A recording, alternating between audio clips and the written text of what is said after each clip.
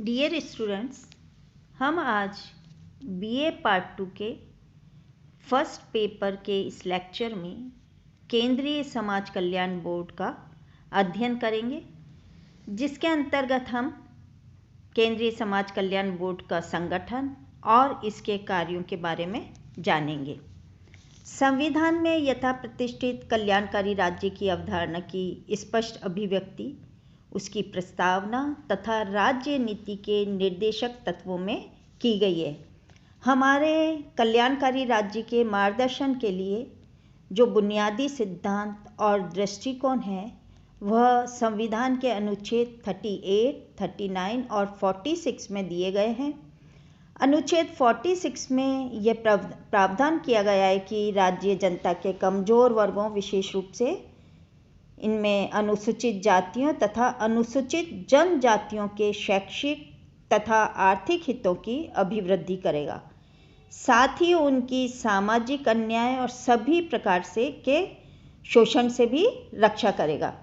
इसी प्रकार संविधान की प्रस्तावना में भी इस बात पर बल दिया गया है कि राज्य ऐसी सामाजिक व्यवस्था की स्थापना का पूर्ण प्रयास करेगा जिसमें सभी को सामाजिक, आर्थिक और राजनीतिक न्याय प्राप्त हो सके। भारत के संविधान के उपयुक्त दर्शन से प्रेरित होकर ही देश में कल्याणकारी संगठनों के प्रोत्साहन, संवर्धन, समन्वय और सहायता के लिए केंद्र सरकार द्वारा अगस्त 1953 में तत्कालीन शिक्षा मंत्रालय के एक प्रस्ताव द्वारा केंद्रीय समाज कल्याण मंडल की स्थापना की गई। इस प्रस्ताव में बोर्ड की स्थापना के जो भी लक्ष्य निर्धारित किए गए थे वे इस प्रकार हैं। विभिन्न समाज कल्याण संगठनों की आवश्यकताओं तथा अपेक्षाओं का संरक्षण से संबंधित, सरकारी अनुदान प्राप्त संस्थाओं द्वारा चलाए जा रहे कार्यक्रमों और परियोजनाओं का मूल्यांकन, केंद्रीय मंत्रालयों अथवा राज्य सरकारों द्वारा कल्याण कार्य में संलग्न संगठनों को दी जा रही सहायता में समन्वय करना, स्वयंसेवी संस्थाओं की स्थापना को प्रोत्साहन देना, समाज कल्याण कार्य में संलग्न संगठनों एवं संस्थाओं को आर्थिक सहायता देना। इसके संगठन को देखें समाज कल्याण मंडल के, तो केंद्रीय समाज कल्याण मंडल की जो संगठनात्मक व्यवस्था में प्रमुख रूप से इसका एक सामान्य निकाय होता है जिसमें विभिन्न सदस्य होते हैं जो नीति निर्माण का कार्य करते हैं। मंडल के कार्यों को संचालित करने के लिए इसकी एक कार्यकारी समिति भी होती है। मंडल के दैनिक कार्यों के निष्पादन के लिए इसका एक कार्यालय भी होता है। केंद्रीय समाज कल्याण मंडल के संगठनात्मक ढांचे को 3 भाग में विभक्त किया जा सकता है: सामान्य निकाय यानी कि जनरल बॉडी, कार्यकारी समिति और मंडल की आंतरिक प्रशासनिक संरचना। सामान्य निकाय यानी कि जनरल बॉडी जो है, इसमें आरंभ में जो सामान्य निकाय की स्थापना की गई तब इसकी संरचना में 2 प्रकार के सदस्य थे, सरकारी एवं गैर सरकारी। इसका अध्यक्ष गैर सरकारी व्यक्ति को बनाया गया जो कि केंद्र सरकार द्वारा मनोनीत किया गया। वर्तमान में केंद्रीय समाज कल्याण मंडल के सामान्य निकाय के संगठन में राष्ट्रीय स्तर पर जो ख्याति प्राप्त समाज सेविका है उसको अध्यक्ष बनाया हुआ है।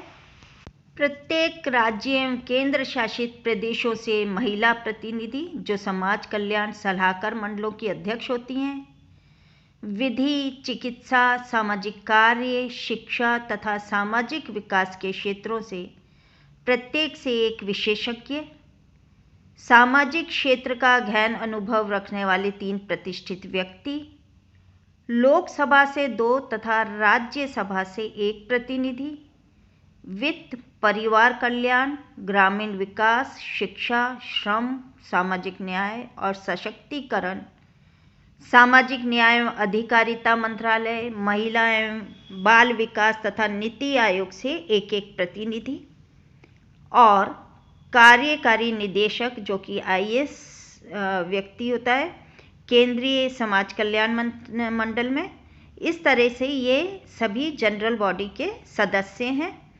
वर्तमान में ये मंडल मानव संसाधन विकास मंत्रालय के महिला एवं बाल विकास विभाग के द्वारा प्रशासनिक निर्देश प्राप्त करता है। वहीं कार्यकारी समिति जो है मंडल के सामान्य प्रशासनिक कामकाज के संचालन के लिए होती है। इस कार्यकारी समिति में मंडल के अध्यक्ष और कार्यकारी निदेशक सहित 16 सदस्य होते हैं। ये कार्यकारी समिति मंडल की नीति निर्धारित करने वाली प्रमुख समिति है, जिसकी बैठक प्राय 2 माह में एक बार होती है। इस तरह वर्ष में इसकी 5 या 6 बैठकें होती हैं। केंद्रीय समाज कल्याण मंडल के कार्यों में सहायता तथा समन्वय प्रदान करने के लिए सन 1954 से ही राज्यों में इसकी क्षेत्रीय इकाइयाँ राज्य समाज कल्याण मंडलों के नाम से स्थापित की गई है। राज्य स्तर पर कार्यरत ये मंडल उस राज्य में क्रियाशील स्वयंसेवी संगठनों का सर्वेक्षण, आवश्यकता निर्धारण और अनुदान हेतु प्राप्त हुए आवेदन पत्रों की छंटनी तथा केंद्रीय मंडल से स्वीकृत कल्याणकारी योजनाएं राज्य में संचालित करवाते हैं। मंडल की अपनी आंतरिक प्रशासनिक संरचना भी होती है। अब हम केंद्रीय समाज कल्याण मंडल के कार्यों को जानेंगे। केंद्रीय समाज कल्याण मंडल द्वारा जिन विभिन्न गतिविधियों और प्रमुख कार्यों का निष्पादन किया जाता है वो इस प्रकार हैं। नंबर 1, केंद्रीय समाज कल्याण मंडल देश में बच्चों, स्त्रियों, विकलांगों, वृद्धों और अशक्तों के कल्याण कार्यों में लगी विभिन्न स्वयंसेवी संस्थाओं को वित्तीय सहायता प्रदान करता है। जिन क्षेत्रों में ऐसी संस्थाएं कार्यरत नहीं हैं, वहां नई स्वैच्छिक संस्थाओं की स्थापना करने हेतु ये प्रोत्साहन और सहायता देता है। मंडल अनेक प्रकार की कल्याण विस्तार परियोजनाएं चलाता है। कल्याण कार्यक्रमों के लिए चलाई जा रही ये परियोजनाएं ग्रामीण क्षेत्रों, शहरी क्षेत्रों और विशेषतः सीमावर्ती क्षेत्रों के लिए चलाई जाती हैं। इन परियोजनाओं में पोषाहार, साक्षरता, व्यावसायिक प्रशिक्षण, बालवाड़ी, परिवार परामर्श, पालन घर इत्यादि प्रमुख हैं। केंद्रीय समाज कल्याण मंडल देश के विभिन्न विभागों में कामकाजी महिलाएं उनके लिए छात्रावासों का निर्माण करवाता है। मंडल इन छात्रावासों का निर्माण उन महिलाओं के लिए करता है जो कामकाजी और एकाकी होती हैं।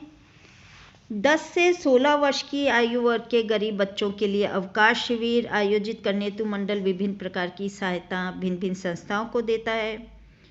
केंद्रीय समाज कल्याण मंडल जो है वो बालवाड़ियों का भी संचालन से संबंधित कार्य करवाता है। देश भर में विभिन्न स्वैच्छिक शैक्षणिक संस्थाओं के द्वारा इस प्रकार की बालवाड़ी संचालित की जाती हैं। मंडल जो है ग्रामीण क्षेत्रों के लिए इस कार्यक्रम को विशेष प्रोत्साहन भी देता है।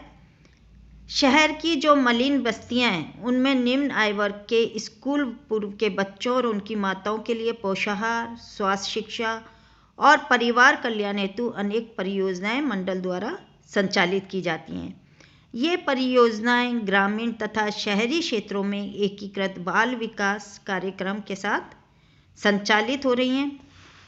साथ ही मंडल जो है समाज कल्याण मंडल देश भर में महिलाओं में जागृति उत्पन्न करने के लिए महिला मंडल स्थापित करने हेतु प्रोत्साहन दिया जाता है इसके द्वारा। इसके अंतर्गत बच्चों के लिए बालवाड़ियों और महिलाओं के लिए शिल्प गतिविधियों, सामाजिक शिक्षण और प्रसूति सुविधाएं जैसी सेवाएं प्रदान की जाती हैं। मंडल जो है ग्रामीण महिलाओं को शोषण से बचाने और उन्हें आत्मनिर्भर बनाने हेतु भी सहकारिता के क्षेत्र में प्रशिक्षण प्रदान करता है।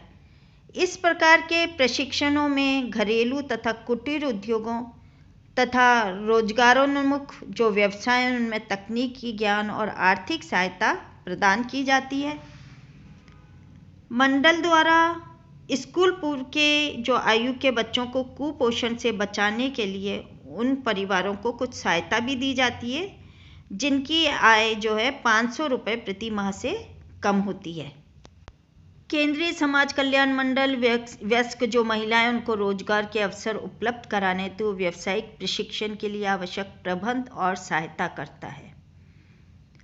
मंडल का जो एक महत्वपूर्ण कार्य वो है कि मंडल देश में ज़रूरतमंद महिलाओं और विकलांगों को आर्थिक रूप से पुनर्स्थापित करने की दृष्टि से अनेक आयजनक परियोजनाओं का संचालन करने के लिए स्वैच्छिक स्वयंसेवी संगठनों को वित्तीय सहायता उपलब्ध कराता है। मंडल इन स्वयंसेवी संस्थाओं से ये अपेक्षा करता है कि वे लघु उद्योग या बड़ी औद्योगिक इकाइयाँ या हस्तशिल्प, हथकरघा या डेयरी विकास से संबंधित स्वरोजगार की परियोजनाएं चलाते हुए इन महिलाओं और विकलांगों को आर्थिक रूप से आत्मनिर्भर बनाने का प्रयत्न करेंगी।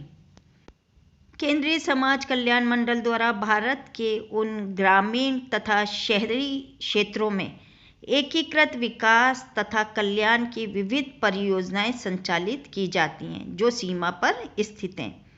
इन परियोजनाओं में सीमावर्ती गांव के लोगों के रहन-सहन, शिक्षा, व्यवसाय, संचार तथा परिवहन व्यवस्था में सुधार के प्रयासों सहित सांप्रदायिक सौहार्द बढ़ाने वाले शिविर आयोजित किए जाते हैं। सामाजिक परिवर्तन तथा विघटन के वर्तमान जो युग चल रहा है उसमें छिन्न भिन्न जो पारिवारिक व्यवस्थाओं को संबल प्रदान करने हेतु मंडल स्वयं के स्तर पर तथा स्वयंसेवी संगठनों के माध्यम से जो पारिवारिक संघर्ष हैं, कलह है, अलगाव है, अन्य समस्याओं के निराकरण हेतु परामर्श प्रदान करता है। इसके अतिरिक्त विधवाओं, तलाकशुदा तथा निराश्रित महिलाओं के उत्थान हेतु भी कई प्रकार के महत्वपूर्ण और नूतन कार्यक्रम भी संचालित करता है। उदाहरण के लिए देखें तो जो मथुरा और वृंदावन में रह रही विधवा महिलाएं, उनके लिए सामाजिक पुनरुद्धार की परियोजनाएं भी संचालित की जा रही हैं। केंद्रीय समाज कल्याण मंडल जो है न केवल कल्याणकारी कार्यों का निष्पादन करवाता है अपितु इसकी आर्थिक सहायता से चलाए जा रहे कार्यक्रमों का मूल्यांकन करने हेतु अनुसंधान और अध्ययन भी आयोजित करवाता है।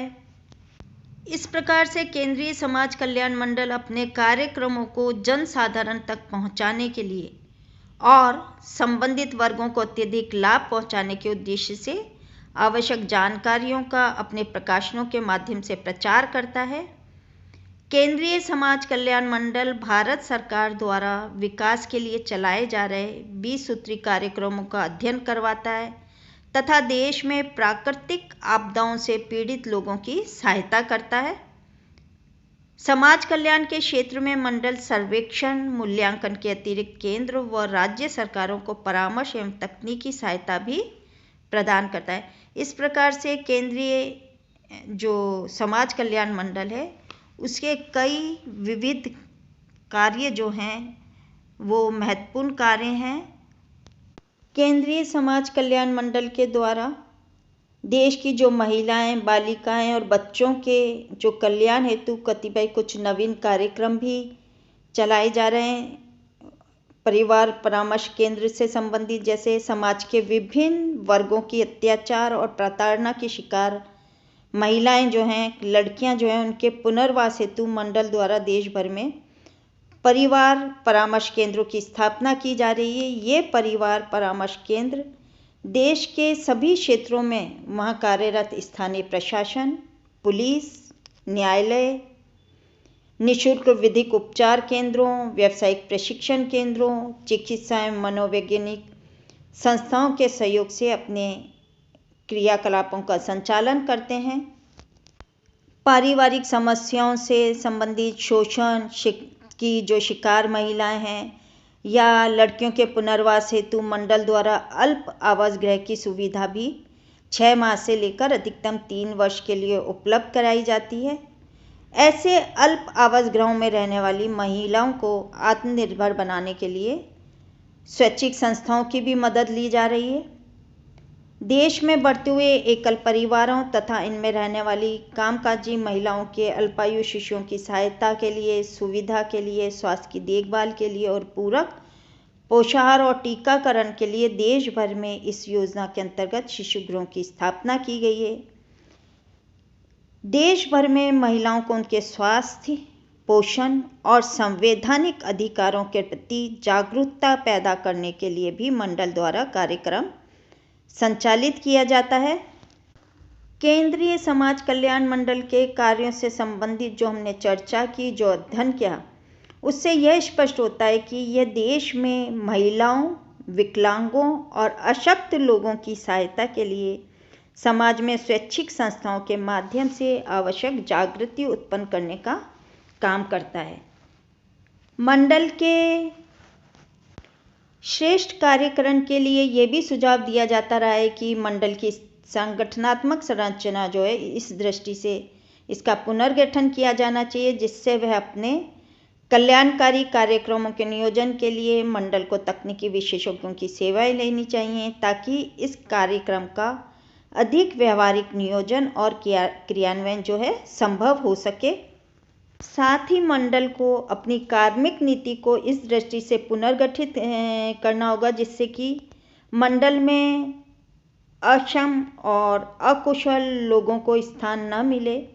मंडल को अपना आंतरिक प्रशासनिक ढांचा और उसके द्वारा किया जाने वाला जो प्रशासनिक नियंत्रण है, इतना सक्षम और कठोर बनाना होगा, जिससे वह देश भर में चल रहे विभिन्न कल्याणकारी कार्यक्रमों का प्रभावशाली निर्देशन और नियंत्रण कर सके। Thank you.